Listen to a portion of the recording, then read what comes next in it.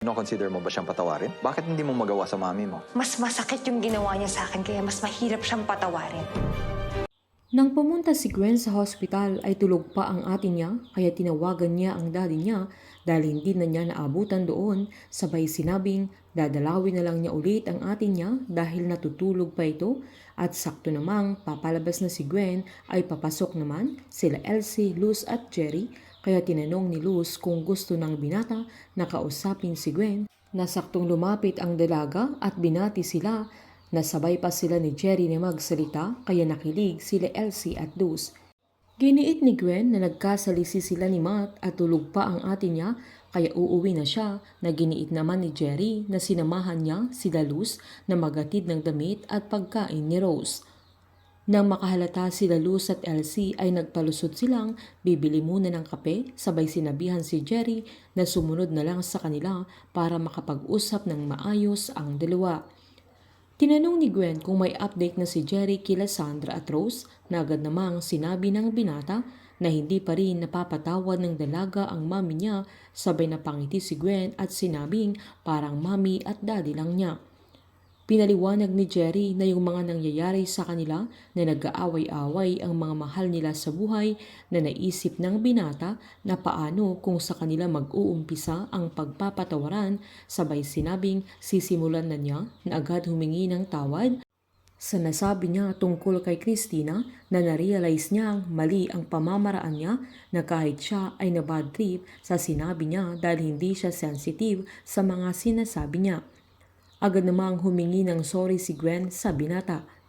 Hinanap naman agad nila Luz si Rose upang ibigay ang magagamit niyang dinala nila sabay kinumusta nila ang kaibigan nila na agad namang nagpasalamat si Rose.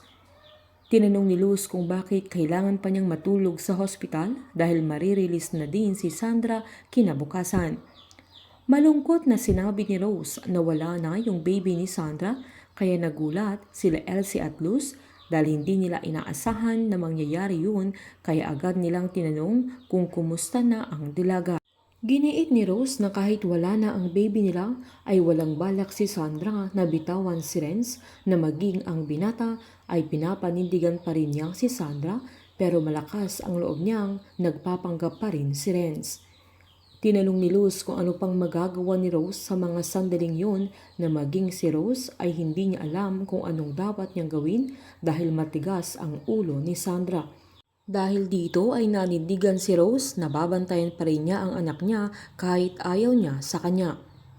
Habang nagbibilang naman ang bata ni Dante ng mga sachet ng shabu na ibebenta nila ay laking gulat nila nang may dumating na mga pulis na may dalang warrant of arrest laban kay Dante.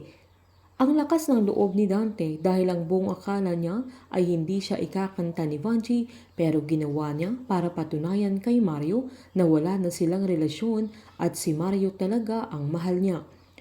Wala nang nagawa si Dante sa sandaling yan kundi sumama ng kusa habang nag-aabang sila Vanji at Mario sa may labasan na pinagfifiestahan ng mga tao si Dante dahil alam nilang kriminal siya pero takot lang silang magsumbong sabay sinabing ang lakas ng loob ni Vanji na magsumbong sa mga pulis na kinagulat nila dahil kumpare niya si Dante sabay sinabing may something sa kanilang dalawa na tumigil sila nang pinagmasdan sila ni Mario. Sa paglabas ni Dante kasama ang mga pulis ay hinintuan niya sila Romeo at Vanji na tinignan niyang halatang galit na galit. Habang si Sandra ay nagawa niyang patawarin si Franco na nakapatay sa baby niya at nagawa niyang tanggapin si Renz pero hindi pa rin niya magawang patawarin ang mami niya na walang ibang inisip kundi kabutihan niya. Painit ng painit ang mga tagpo, sabay-sabay po nating subaybayan ng advance episode at ang nalalapit na pagtatapos ng Unbreak My Heart dito po sa aking channel. Patuloy lamang pong manood at mag-subscribe para ma-update po kayo sa mga susunod na episode. Marami pong salamat.